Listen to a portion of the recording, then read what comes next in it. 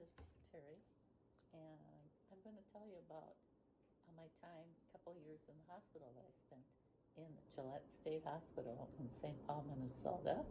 So this is one of my memoir stories, and so I'm going to say I did 2 years of hard time in Gillette State Hospital, locked up. They discovered my curvature of the spine at the end of 6th grade. They decided to let me complete 7th grade before I had to leave my home, my family, and school to have surgery. So hard leaving. I missed my dog Ace so much. It was a long way to drive to Gillette to visit me. It was a one-level, sprawling building overlooking Lake Phalen. I never saw the lake or sat outside when I was there. It would have been nice having time in the yard, like prisoners got. But hospital policy did not take advantage of it for their patients. My mom's new beau drove my mom every week and to visit me, and they brought me food. I was so thankful for that. They also brought extra for my friend. Their parents lived out of town and could not visit them. My bedmate, Maggie, attended a school for people with disability instead of Minneapolis public schools. Her parents were used to not seeing her. They would bring us a Porky's Kitty hamburger meal or chicken drummy with a chocolate mouth or Red Barn burgers, which I didn't like as much. Saturday at Gillette was hash night. All the leftovers from that week would be mixed together. We didn't touch it with a 10-foot pole. Lucky, every Saturday afternoon, my parents came through with supplies. Edible food. That evening was always poppin' popcorn night. I wonder if they added that after hungry hash night kids were not eating. My friend at the time, my bed neighbor, would benefit. My friend Maggie and Susie were lifers like me. We were in the ward for years with no parole. Seriously, this was a state hospital, and they had strict rules. Just like prison, we were the go-to for whatever kids wanted. I was an instigator, but my friend Maggie was on good terms with the nurse, and she was great at manipulating people, namely people in charge, to get what we wanted. Actually, being a tween in a place with rules was a fabulous opportunity to break them. I did. Many stories. We had various characters. God bless nurses. Now that I look back, I think I was pegged as a troublemaker. One nurse reminded me of Nurse Ratchet. She was young and smart and no nonsense. Her name was Schultz, like in Hogan's Heroes TV show. Luckily, she liked my friend Maggie. We were located in the big ward, and the porch was separate, but close proximity to the nurse's station. The porch had runners, or kids that ambulated. There is a grocery store a block away from the hospital, I was told. I was tied to a bed with weights, and my friend Margot was confined to a circle bed. Lucky for them, I was constrained. We talked to new patients who walked. I called them runners. We would get a list of purchases like Hershey's candy bar, Old Dutch potato chips, Coke, peanuts, etc. We collected the money, and she would go to the store. Meanwhile, Maggie had to talk to the nurse, keep her busy. We put it off every time. We made money in the hospital. They had volunteers that would bring knitting supplies, and I learned how to make pom-poms for my sister's skates, or her ice skates, I should say. So I made these pom-pom doll ornaments with felt beads and glitter and sold them to the nurses. They ran out of supplies with my projects. Maggie made beautiful egg ornaments that she blew out the inside and cut them with nail scissors and put little scenes on the inside from cutting out Christmas cards. Painted and used glitter. We enlisted the nice nurse aides to buy presents for us with the money we earned selling our ornaments. Probably from them. I I had the sale ads from the Sunday Star and Tribune, and I picked out great toys and games for my family. We had money and paid the runner to get our sugar addictions met. My big story that I am proud of to this day happened with my help. Poverty is a terrible thing, especially when it separates the children from the mother. We had two beautiful sisters come in.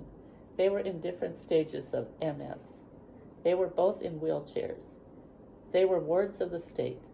Their mother was not allowed to care for them because apparently she did not have enough income to stay with them. They told us their story. It was so sad. They wanted to be with their mother. Maggie and I decided to help them escape. We devised a plan. Their mom was coming at 5 p.m. and picking up her girls in the van. She was going to a safe place with them. Our job was to distract Nurse Ratchet. It would take a huge distraction. Maggie started complaining about pain and could she be turned over. She was in a circle bed that turned her over, and she had the nurses look in different spots. Meanwhile, I knew we were not out of the woods. I started yelling at my friend, complaining that the nurse gave her all the attention and she would ignore me. Well, she was flustered and not too happy. Meanwhile, the all-clear signal came, and lucky for us, the Peterson sisters came in the next day. 2 days later, she found out about the girl's disappearance. She knew it was us. I imagine how upset she must have been for patients on her shift to disappear. She was such an anal person and was good at being a nurse. She grounded both of us. She closed the curtains around our beds. No TV. The sweet Peterson sisters were sweet as could be. They looked like my great-grandma and were 80 plus years old. And they were twins. And I couldn't tell them apart. They were clueless. When I was no longer tied to my bed, I snuck down to the basement where the candy machine was. I saw Mrs. Peterson coming my way. I was caught red-handed, shocked. I greeted her. "Oh, hi, Mrs. Peterson." She answered, "Oh, hi, dear," and went her merry way. My goodness, was I troubled. I haven't reflected on my years in the hospital, and this is eye-opening. I wonder what happened to those beautiful girls after their mom picked them up. I was tied to my bed. Not for punishment, but it probably was a good idea for the hospital. I had my legs tested for feeling. They put pinpricks in, and I felt every one of them. I still do not forgive Dr. Frost for what he put me through. They drilled pins into my skull, which screwed in a halo. That was a metal crown around my head. That was nothing. They drilled a 1/4-inch screw pins through my leg bones about 2 inches above my knees. On both legs. I screamed bloody murder on the operating table, and he slapped me across the face. Why not sedate me? There possibly is a reason for this, but what kind of adult slaps a 14-year-old girl going through that pain? I hope it wasn't time or budget restraints. I hope he didn't have a golf game. Okay, that was below the belt. When I meet him, I will ask him this. He did a great job on straightening my spine. He was an understudy under Dr. Moe, who invented the Harrington rod that holds the spine straight. I am thankful to his skills as a surgeon because my grandmother had a dowager hump. My spine was weakened from post-polio. His bedside manner, like most surgeons I dealt with, were lacking in warmth and human emotion. My hospital bed had pulleys on the front and the back. I laid flat, and they attached weights to gradually hundreds of pounds to my legs and my halo attached to my skull. They stretched my very curvy spine straight. This is how you get good posture. Lucky, once the pins were drilled in, they could attach the weights. It was pain-free. Looked like I was being tortured. Gradually, they added weights to hundreds of pounds. I hated losing my long locks. People gifted me pretty scarves that I tied over my bowed head. Was so embarrassing as a tween. Not only that, I was stuck in bed rest. Took almost 2 years to straighten my spine. 8th and 9th grade spent incarcerated. I missed out on my studies. My teachers sent me homework. I did not have most subjects. I had English and math. I did not have history and social studies or the sciences. When it was straight, they did a spinal fusion and attached a stainless steel rod from the top of my spine to the tailbone. Some Native American tribes believe that if you experience pain, you will pay off your bad stuff, your present, past, and future pain. Dang, I may be set up for big rewards. So are my past relatives and my future relatives Native time. I like thinking about this paying off my bad. The spinal fusion was a doozy humdinger. I was in ICU a month. Worst pain. I had an out-of-body experience. I was in horrible pain, and I may have alerted the nurse's station. Not sure if I had presence of mind to pull the string alongside my bed to call a nurse.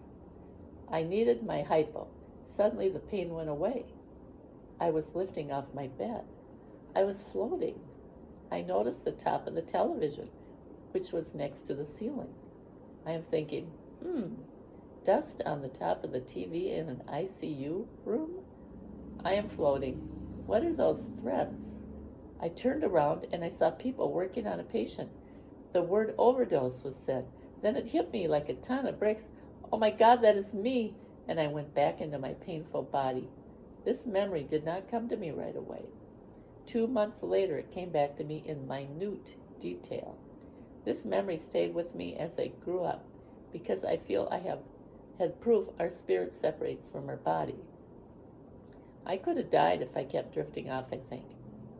I loved life and wanted to join it despite the pain. The spirit can leave the body.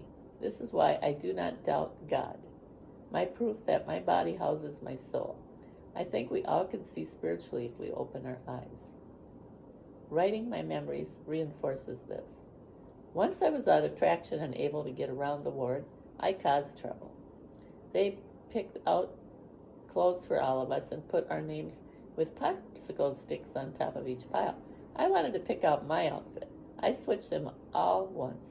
I shudder to think of how much work I caused for the aides. That wasn't the worst thing I did. I poured sugar in the water pitchers at the bedside tables. One girl was severely disabled. She had spastic muscles and did not speak. She would dance around the ward. It must have calmed her. One of the nurses would often dance with her. She wasn't aware, I thought. She saw me spike her water. She had a fit. She kept pointing at me. They never questioned me.